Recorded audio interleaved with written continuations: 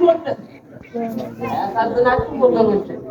በስም ብቻ የቀረ ሕይወት የሌለን እግዚአብሔር ፊት ቀርቶ ሰው ፊት የማይደርስ ሕይወት ያለን በመድረክ ቁመን ስንናገር አይበለው ጌታ አይበለው ጌታ። ይሄንን ምላስ ዘለው ወገኖች ከእግዚአብሔር ጋር የምንገናኝ ጠዋት የተናገርነው ማታ ያለው ጠዋት አደረገው። እንዴት አድርጎ እግዚአብሔር ይስማል? ራሳቸው ወገኖች አሁን ከዚህ የበለጠ የከፋ ጊዜ አለ።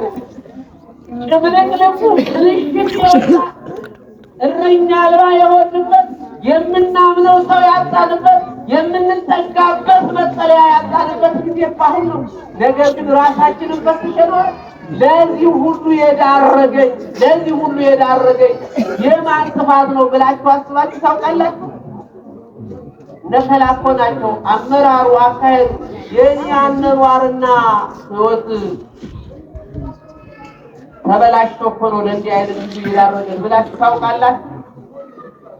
ወአነግስ ብእሴ መደልዎ በእንተ እከየህዝቡ ይላል። ህዝቡ ሲከፋ፣ ህዝቡ ሲበድል፣ ህዝቡ ኃጢአተኛ ሲሆን በኃጢአት በበደል የሚያመሰቃቅለውን አስነሳበታለሁ ይላል። አያቸው ወገኖች፣ ምስቅልቅል ላለ ጊዜ፣ ምስቅልቅል ላለ ሕይወት ወንድም ከወንድሙ ተማምኖ እንዳይኖር ወንድም ወንድሙን በመልካም ሳይሆን በክፉ የሚጠባበቅበት ጊዜ የደረስ መልካሙን መንገድ ስለሳትነው ነው። ስለዚህ ወገኖች ራሳችንን እንጠብቅ። ማንን እንጠብቅ ወገኖች?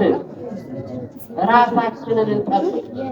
ሰው ራሱን ከጠበቀ አሁን ሳይመከር እየመከረ ነው፣ ሳይማር እያስተማረ ነው፣ ሳይረዳ እያስረዳ ነው። አንድ የኔ ቢጤ የክርስትና ሕይወት ሳይገባው ዞር መማር ብቻ ነው የሚያውቅና አንድ በገዳም የሚኖሩ መናኒ ታላቅ አባት ነበሩ እና ወደ እነዚያ ሊኖር አባቴ ይምከሩኝ ብሎ ሊመከር ሲሄድ ሰውየው ዳዊት ነው። በሌላም ቀን ሲሄድ ደግሞ የተጣላ ሲያስታርቁ ነው የሚያገኛቸው። እንደው ደጋግሞ ሲሄድ ከስራ አልፈታለት ሲለው በቃ ሀሳቡ ሳይሳካ ምከሩኝ ሊል ሄደ። ከዚህ አንድ ቀን አባቴ ዘወትር ተመላለሱ፣ ነገር ግን እኔ ስራ አቁመው አላገኘሁትም፣ እባክዎ ዛሬ መጥተውበት ምከሩኝና ልሂድ ይላል። በዚህ ሰዓት ምን ፈልገን የመጣ እንደው ምክር እንዲመክሩኝ መልካም ጉዞ እንዲያስተምሩኝ ነው አላቸው። ልጄ እኔ አንተ ስትመጣ ምን ታደርግ አገኘኸኝ አሉት። ዳዊት ሲደግሙ አላቸው። በሌላኛው ቀን ስትመጣ ምን ሳደርግ አገኘኸኝ አሉት። የተጣላ ያስታርቁ አላቸው። በሌላኛው ቀን ስትመጣ ምን ሳደርግ አገኘኸኝ አሉት። መጽሐፍ ሲመለከቱ አየኋቸው አላቸው። ልጄ ከዚህ በላይ ምክር አለ? አንተ ሰው ለመሆን ከፈለግ እኔ ሳደርገው ያየኸውን ነገር አድርግ አሉት። ዛሬ አብነት የሚሆን ጠፍቶ እኛም አብነት ማን እንደሆነ ጠፍቶ ተቅበዝባዦች፣ ድንዙዞች፣ ተስፋ ቢሶች ሆነናል። እግዚአብሔር አምላካችን ተስፋ እንዳንቆርጥ የተስፋ ባለቤት በቸርነቱ በምሕረቱ ሲጎበኝን መልካም ፈቃዱ ይሆንልን። እውነተኛው እረኛ እኔ ነኝ አለ መድኃኔዓለም። እኔ እውነተኛ ምእመን ነኝ፣ እውነተኛ ካህን ነኝ፣ እውነተኛ መምህር ነኝ ብሎ ማንም ይመሰክር ዛሬ ያያችሁት ነው፣ እየሰማችሁት ነው። የምዕመናን ደም እንደ ጎርፍ እየፈሰሰ የምዕመናን ደም እንደ ውሃ እየወረደ ዛሬ የምዕመናኑ ደም ለምን ፈሰሰ ብሎ አፉን ከፍቶ ደረቱን ሞልቶ የሚናገራል። ይህ ምን ይመስላችኋል? እድሜን ማራዘም ነው እኮ ወገኖች። ወንጌሉ ደግሞ ለሚል ዘረከባ ለነፍሱ ለይግድፋ ወዘሰ ገደፋ ለነፍሱ በይጋይ ይረክባይ ሳንኖረው ሳናውቀው ወንጌሉና እኛ ወንጌላውያን ተብለን ከወንጌል ውጭ ሆነን ተጣልተን እንኖራለን። እግዚአብሔር አምላካችን ያስታርቀን፣ ለሁላችንም ማስተዋሉን ያድለን።